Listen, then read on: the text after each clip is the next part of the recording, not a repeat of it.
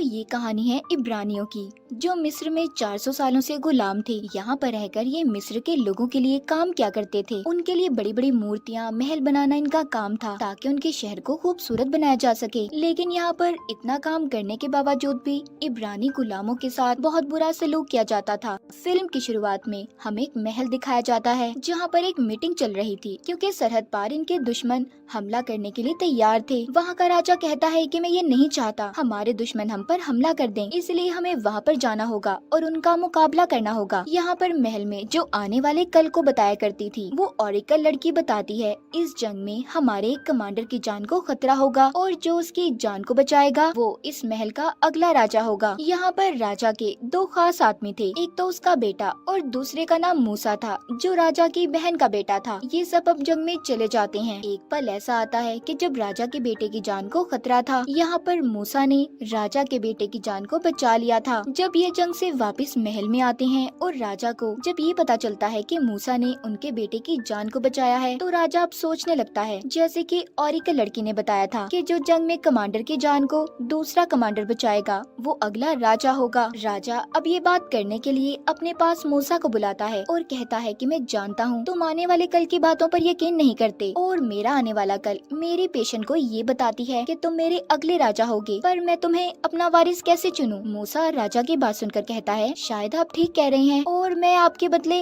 राजा कैसे बन सकता हूँ। इसके बाद अब एक और मीटिंग बुलाई जाती है, जिसमें बताया जाता है कि इब्रानी गुलाम वो बहुत ज्यादा तंग कर रहे हैं और सही से काम भी नहीं कर रहे। अब इस बात का पता करने के लिए राजा अपने बेटे को हुक्म देता है कि जाओ और जाकर पता लगाओ कि आखिर माजरा क्या है। जैसा कि अब ये पेशेंट गोई हुई थी कि अगला राजा मूसा होगा, तो राजा के बेटे के दिल में इस बात को लेकर मूसा के लिए शक पैदा होने लगता है। अब मूसा राजा के बेटे के पास आता है और कहता है कि तुम गुलामों के पास मत जाओ, ये तुम्हारी शान के खिलाफ होगा, आखिर तुम राजा के बेटे हो। मैं इन सब बातों का पता करने चाहता हूँ। मूसा जब उन गुलामों के पास जाता है तो वहाँ के हालात बहुत खराब थे। गुलामों को उनके काम के बदले इनाम देने की बजाय मारा पीटा जाता था। मूसा जब वहाँ के वजीर से बात करता है तो वजीर बताता है कि इनके साथ ये सब इसलिए किया जा रहा है, ये गुलाम हमारे खिलाफ बगावत पर उतर आए हैं। मूसा कहता है तुम इन बातों को छोड़ दो, मैं गुलामों से खुद बात करूंगा। मूसा अब इब्रानी गुलामों के सब बुजुर्गों को एक जगह पर जमा करता है और उनसे बात करता है। उन गुलामों में से एक बूढ़ा आदमी बोलता है कि हम बस अपने मुल्क वापस कन्नान जाना चाहते हैं। मूसा ये सुनकर कहता है कि तुम जानते हो वो इलाका कितना खतरनाक है, वहाँ पर कितने खतरनाक कबीले के लोग रहते हैं, अगर तुम वहाँ पर गए तो कभी बचकर वापस नहीं आ पाओगे। मूसा उस बूढ़े आदमी से पूछता है कि तुम मुझे बताओ कि तुम्हारा नाम क्या है। वो बूढ़ा आदमी कहता है कि पहले तुम मुझे बताओ तुम कौन हो। मूसा उन्हें बताता है कि मैं महल से आया हूँ, मेरा नाम मूसा है और मैं राजा की बहन का बेटा हूँ। ये सुनकर सबको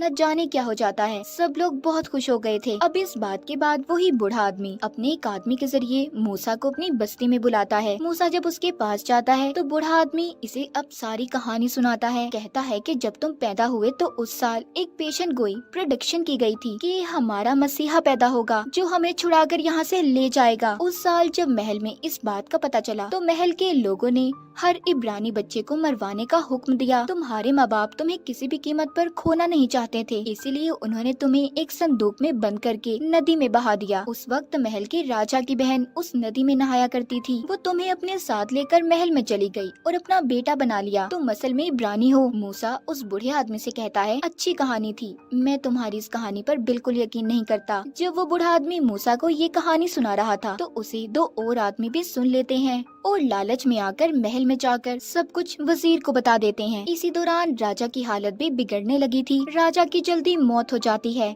अब नया राजा उसके बेटे को बना दिया गया था, जो मूसा से नफरत करता था और बहुत ही बेरहम जालिम इंसान था। वजीर आकर सारी सच्चाई राजा के बेटे को बताता है, जो अब उनका नया राजा था, जिसे सुनकर वो काफी हैरान हुआ था। अब तो वो मूसा से और भी नफरत करने लगता है, इसलिए इस चीज का बहाना बनाकर उसने मूसा को महल से निकाल दिया था। मूसा यहाँ से जाने से पहले अपनी असल माँ से भी मिलता है, जो उसको सारी सच्चाई बताती है। इसके बाद मूसा आगे अपने सफर पर निकल गया था, जहाँ पर इंसान का नामो निशान भी नहीं था, थी तो सिर्फ वहाँ पर मौत। जैसे तैसे कर मूसा अभी कबीले के पास पहुँचता है, जहाँ पर वो देखता है कि कुछ लड़कियाँ हैं जो कुएं से पानी भर रही थी। तभी वहाँ पर कुछ आदमी बकरियों के झुंड लेकर आते हैं। वो आकर उन लड़कियों को कुएं से हटा देते हैं और खुद अपनी बकरियों को पानी पिलाने लगे थे। ये देखकर मूसा जब वहाँ पर पानी पीने लगता है तो वो आदमी उसे भी मना करते हैं, मगर मूसा के पास एक बहुत बड़ी तलवार थी, जिसे देखकर वो सभी डर गए थे और वहाँ से चले जाते हैं। जिसके बाद जब वहाँ की लड़कियाँ ये देखती हैं कि मूसा ने उनकी जान को बचाया था, तो वो उसे अपने गाँव में खाने की दावत देती हैं। और इस तरह मूसा अब यहीं पर रहने लगा था। उसे एक लड़की से प्यार भी हो जाता है। बहुत जल्दी उनकी शादी भी हो गई थी। मूसा के यहाँ एक बेटा पैदा होता है। यहाँ पर रहते हुए उसे 9 साल बीत चुके थे। वो अब भेड़ बकरियां चराया करता था। एक दिन बहुत तेज तूफान आ जाता है।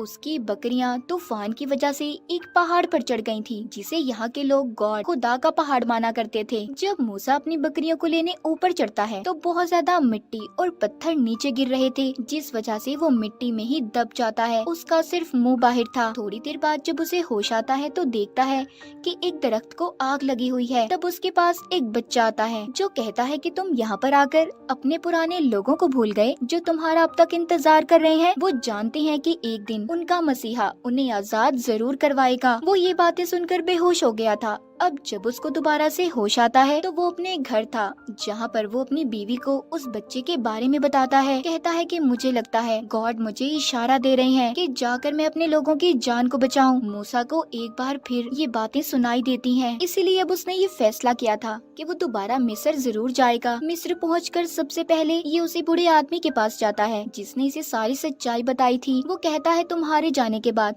हमारे साथ और भी बुरा सलूक होने लगा है। अब रात को मूसा चुपके से महल के अस्तबल में जाता है, जहाँ पर यहाँ का नया राजा यानी कि राजा का बेटा भी था। मूसा ने पीछे से आकर उसकी गर्दन पर तलवार को रख दिया था। राजा जब देखता है कि ये मूसा है तो वो कहता है तुम्हें जिंदा देखकर खुशी हुई मेरे भाई। मूसा कहता है हाँ, तुम तो चाहते थे ना कि मैं मर जाऊं, पर देखो मैं जिंदा हूँ। वो कहता है कि मैं यहाँ पर इब्रानी गुलामों का हाल देख कर आया हूँ। तुम उनके साथ बहुत बुरा सलूक करते हो। अगर वो तुम्हारे लिए काम करते हैं तो उनकी मेहनत का फल मिलना चाहिए, ना कि मार। इतना कहकर मूसा यहाँ से जाने लगता है। राजा कहता है कि उन लोगों की बातों में मत आओ। मूसा कहता है मैं उन लोगों की बातों में नहीं, बल्कि मुझे तो गॉड खुदा की तरफ से इशारा मिला है कि मैं उनकी मदद करूं। इतना कहकर मूसा वहां से चला गया था। इसके बाद दिखाया जाता है कि महल में एक मीटिंग बुलाई गई थी, जिसमें राजा कहता है कि मेरे पास मूसा आया था। उसने मेरे गले पर तलवार रखकर उन गुलामों को आजाद करने की बात की है, तो अब उसे जिंदा रहने का कोई हक नहीं। वो जहाँ पर भी नजर आए उसे मार दो। अब जिस भी फैमिली से मूसा के बारे में पूछा जाता कि वो कहाँ पर है, जो मूसा का साथ दे रहे थे वो कुछ भी बताने के लिए तैयार नहीं थे। इसीलिए राजा के सिपाही उनको जिंदा ही लटका देते हैं, यानी कि ये उन गुलामों के लिए मूसा के बारे में ना बताने की सजा थी। दूसरी तरफ मूसा को दिखाया जाता है जो गुलामों के साथ मिलकर अपनी एक टीम तैयार कर रहा था, जिसमें वो उन्हें घुड़सवारी, तीरंदाजी और तलवार चलाना भी सिखाता है, ताकि ये सब मिलकर अपनी आजादी के लिए लड़ सकें। बहुत जल्दी मूसा की टीम तैयार हो गई थी। सबसे पहले ये लोग ये प्लान बनाते हैं कि ये मिस्र के रहने वाले लोगों को तंग करेंगे, ताकि वो अपने राजा से कहकर इन्हें आजाद करवा दें। वो उनके घरों में भी आग लगा देते हैं, यहाँ तक कि उनकी कश्तियाँ भी जला दी थी। एक दिन मूसा के पास वो ही बच्चा आता है जो उस दिन उसे पहाड़ पर नजर आया था। वो कहता है कि जो जंग तुम लड़ रहे हो इसमें तो सदियां लग जाएंगी, तुम कभी भी नहीं जीत सकते। मूसा उस बच्चे से पूछता है तो फिर मुझे क्या करना चाहिए? वो बच्चा कहता है बस देखते जाओ अब क्या होता है। वहीं पर एक आदमी खड़ा मूसा को ही देखे जा रहा था कि वो किससे बात कर रहा है, मगर उसे वो बच्चा नजर नहीं आता। इसका मतलब उस बच्चे की शक्ल में मूसा के पास गॉड आए थे। और अगले ही दिन मिस्र की नदी में बड़े बड़े मगरमच्छ आ जाते हैं, चीड़ फाड़ कर खा जाते हैं। यहाँ तक कि नदी में एक भी मछली जिंदा नहीं बची थी। कश्तियों में बैठे हुए सभी लोगों को खत्म कर दिया था। पानी के बजाय नदी में खून बहने लगता है, जिस वजह से इनकी फसलों को भी पानी मिलना बंद हो गया था और सारी फसलें बर्बाद हो जाती हैं। फिर इन पर मेंढकों का हमला होता है। बहुत सारे मेंढक मिस्र में आ गए थे और जब ये मेंढक मर जाते हैं तो उन पर बहुत सारी मक्खियाँ आ गई थी। वो मक्खियाँ तादाद में इतनी ज्यादा थी कि ये लोग खाना भी नहीं खा सकते थे। फिर इसके बाद कोढ़ की बीमारी फैल गई थी, जिसने ना तो राजा को छोड़ा था और न ही रानी को। इन सब के बाद भी राजा बाज नहीं आया था। एक दिन मूसा एक घोड़े पर लिखकर राजा के पास भेजता है कि तुम्हें गुलामों को आजाद करना होगा, वरना इसके बाद और भी आफतें तुम पर आ सकती हैं, जो गॉड खुदा की तरफ से हैं। मगर राजा अभी भी मानने को तैयार नहीं था। इसके बाद तो वो गुलामों पर और भी जुल्म करने लगा। जब गॉड ये देखते हैं तो अब मिस्र में पत्थरों की बारिश होने लगी थी। सब भेड़ बकरियां मर जाती हैं और आखिरी हमला टिड्डियों का था, जिससे वहाँ की सारी फसलें बर्बाद हो गई थी। राजा भी इन सब आफतों से तंग आ गया था, इसीलिए वो अपने गॉड से दुआ करने जाता है ताकि सारी मुसीबतें हट सकें। तभी उसे महसूस होता है कि उधर मूसा है। वो कहता है, मूसा तुम यहाँ हो ना? जिसके बाद अब राजा को गुस्सा आ गया था। वो कहता है, हाँ पहले मैं समझता था कि ये सब खुदा की तरफ से है, पर मैं समझ चुका हूँ कि ये सब तुम कर रहे हो मूसा। अब तो मैं एक भी गुलाम को आजाद नहीं करने वाला और मैं देखता हूँ जीतता कौन है, मैं या तुम्हारा गॉड। जिसके बाद मूसा दोबारा से उसी पहाड़ पर आता है जहाँ पर उसे गॉड की शक्ल में बच्चा मिलता था। मूसा कहता है कि अभी भी उसने हमारी बात को नहीं माना। वो गॉड यानी कि वो बच्चा कहता है 400 साल की गुलामी के बाद राजा को सब इब्रानियों को आजाद करना ही होगा, वरना उसे जाकर कह दो कि कल सुबह होते ही मिस्र के सारे बच्चे मर जाएंगे। और हाँ, हमारे लोगों से ये कहना कि वो अपने दरवाजों के आगे एक भेड़ को काट कर उसका खून लगा लें। तभी यहाँ पर जो रात थी वो दिन में बदल जाती है। मूसा राजा के पास आता है और कहता है कि कल रात से पहले पहले तुम्हें सब गुलामों को आजाद करना होगा, वरना यहाँ पर जितने भी बच्चे हैं सब मारे जाएंगे। जब रात होती है तो एक काली परछाई ने पूरे मिस्र को अपनी लपेट में ले लिया था, जिससे कि मिस्र के सभी बच्चे मर गए थे। सुबह को राजा अपने बेटे की लाश को मूसा के पास लाता है और कहता है कि कैसे गॉड हैं तुम्हारे जिन्होंने हमारे बच्चों को मार दिया, जाओ निकल जाओ सब यहाँ से। उसने आखिरकार हार मानकर सभी गुलामों को आजाद कर दिया था। मूसा अपने लोगों को लेकर उनके मुल्क की तरफ रवाना होता है, मगर कुछ देर के बाद महल में जाकर राजा को ये एहसास हुआ था कि उसे उन्हें ऐसे छोड़ना नहीं चाहिए था। इसीलिए अब वो अपने साथ 4000 लोगों को लेकर उनका पीछा करता है। हालांकि वो मूसा से अभी 4 दिन पीछे की दूरी पर था, लेकिन उसके पास घोड़े थे, इसीलिए वो उन तक जल्दी पहुंच जाता है। उधर मूसा को भी ये बात पता चल गई थी कि उनके पीछे मिस्र का राजा आ रहा है, इसीलिए वो अपने लोगों को पहाड़ के रास्ते से जाने का कहता है, क्योंकि वो जानता था कि राजा के घोड़े इस रास्ते पर नहीं चल सकते। और होता भी ऐसा ही है। जब राजा के घोड़े उस रास्ते से गुजर रहे थे तो घोड़ों के पांव फिसलने की वजह से वो खाई में गिर जाते हैं। राजा का बहुत बड़ा नुकसान हुआ था। आखिरकार राजा मूसा तक पहुंच जाता है। अब मूसा के आगे समंदर था। वो फैसला करता है कि वो समंदर को पार करेंगे,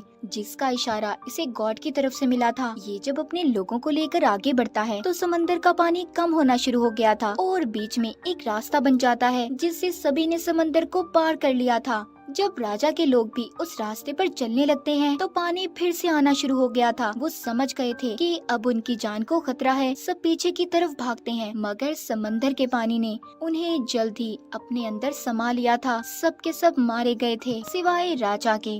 राजा अब बिल्कुल अकेला हो चुका था। वो कुछ भी नहीं कर सकता था। मूसा अपने लोगों को लेकर आगे बढ़ता है। सबसे पहले ये अपने घर जाता है, जिधर उसकी बीवी और बेटा थे। उसे भी अब गॉड पर पूरा यकीन हो चुका था। वो यहाँ से सभी को लेकर कन्नान उनके मुल्क की तरफ रवाना होता है, जहाँ पर वो आजादी से अपनी जिंदगी गुजार सकते थे। कहानी के आखिर में हमें दिखाया जाता है इस सफर में मूसा के साथ वो बच्चा भी था, जो गॉड के रूप में इसके पास आया करता था। और इसी के साथ इस फिल्म की कहानी यहीं पर खत्म हो जाती है।